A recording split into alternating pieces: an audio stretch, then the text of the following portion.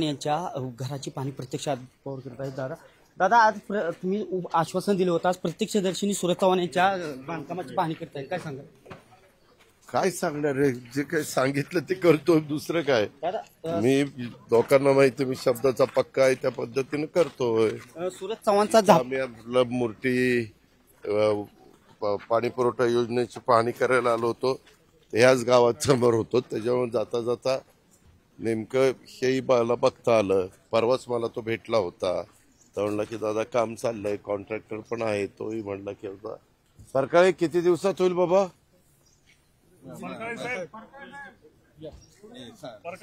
एक महिन्याभर पूर्ण होईल सगळं आणि मग पुढचं आपलं काम चालू महिन्याभरात दिवाळीच्या आधी आपण पूर्ण करायचं. दादा सुरज चव्हाणचा नवीनच पिक्चर येतोय झापक, काय शुभेच्छा? मी त्याला परवाच तो पिंपरी चिंचवडला भेटलेला होता. एका गरीब कुटुंबामध्ये जन्माला आलेला, एका जिरायत भागामध्ये जन्माला आलेला हा मुलगा. प्रत्येकाच्या अंगामध्ये काही ना काही कला असते, गुण असतात, आणि त्याला जर वाव मिळाला तर ती व्यक्ती कुठल्या कुठं जाऊ शकते. हे सूरज चव्हाणचं उदाहरण आपल्या सगळ्यांच्या समोर आहे.